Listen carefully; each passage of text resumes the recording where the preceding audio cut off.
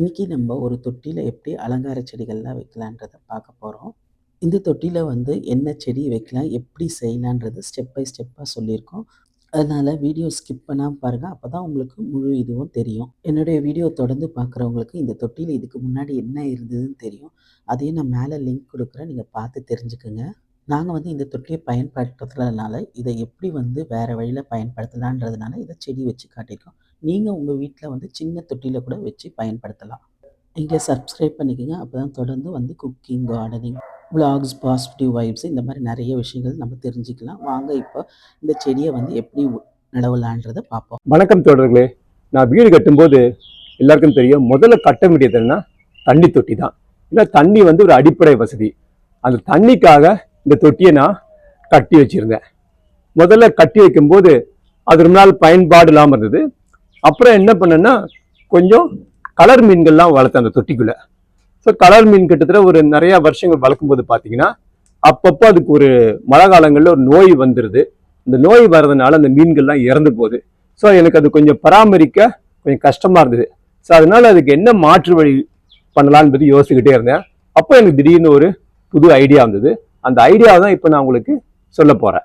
So அந்த தண்ணீர் தொட்டியை எப்படி அழகுபடுத்தலாம்னு யோசிக்கும் போது டக்குனு ஒரு ஐடியா வந்தது. அந்த ஐடியாவில் பார்த்தீங்கன்னா அல்லிப்பூ ஹைபிரிட் அல்லியை ஒரு நர்சரியில் போய் வாங்கியிருக்கேன்.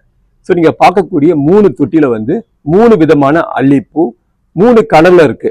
இப்போ 3 தொட்டியில அல்லிப்பூ இருக்கு. இந்த அல்லிப்பூ பிளாஸ்டிக் தொட்டியில இந்த தண்ணி தொட்டியில மாற்ற போறேன்.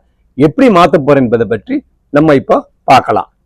இந்த தண்ணி தொட்டி பார்த்தீங்கன்னா கிட்டத்தட்ட ஒரு 3 அடி ஆழம் இருக்கும். நீளம் ஒரு 10 அடி இருக்கும். அகலம் ஒரு 5 அடி இருக்கும்.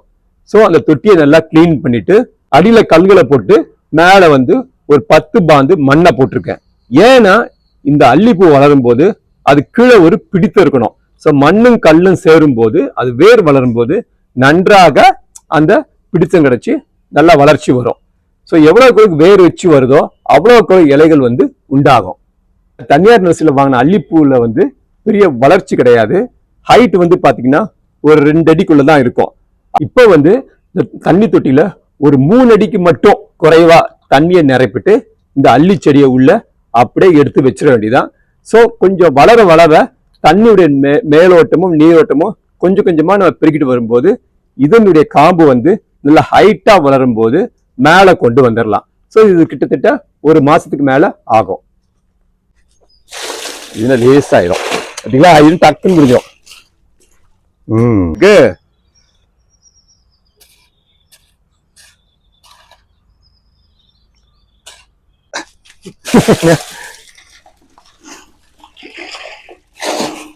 இந்த தண்ணி தொட்டியில 10 சட்டிக்கு மேல மண்ணை போட்டாச்சு. உங்களுக்கு தண்ணி பார்க்கும்போதே தெரியும் கலங்களா இருக்கு.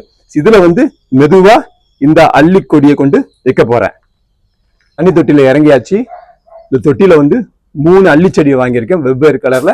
இந்த செடியை தான் உள்ள இப்போ வைக்க போறோம். எடுக்கும்போது ரொம்ப நிதானமா எடுக்கணும், ஏன்னா பட்டுன்னு உறைஞ்சிரும். அதனால ரொம்ப கவனமா இருந்து அப்படியே கொஞ்சம் லேசா கொஞ்சம் கொஞ்சமா அதை ஷேக் பண்ண உடனே பாத்தீங்கன்னா ஒரு கேக் மாதிரி வெளியே வந்துடும். பாருங்க, கிட்டத்தட்ட ஒரு கேக் வடிவத்துல இந்த அள்ளி செடி இருக்கு. இப்போ இந்த நீங்க தொட்டிக்குள்ள அள்ளி செடி வச்சாச்சு. தேவையான தண்ணீரை உள்ள நிரப்பணும். நான் முதல்ல சொன்ன மாதிரி ஒரு 2 அடி தண்ணியை நிரப்பிட்டு அப்புறம் கொஞ்சம் கொஞ்சமா தண்ணியுடைய அளவை கூட்டலாம். ஸோ இதுதான் ஒரு அள்ளி செடி வீட்டுல வளர்க்கின்ற இது ஒரு முறை என்பதை தெரிவித்துக் கொள்கிறேன்.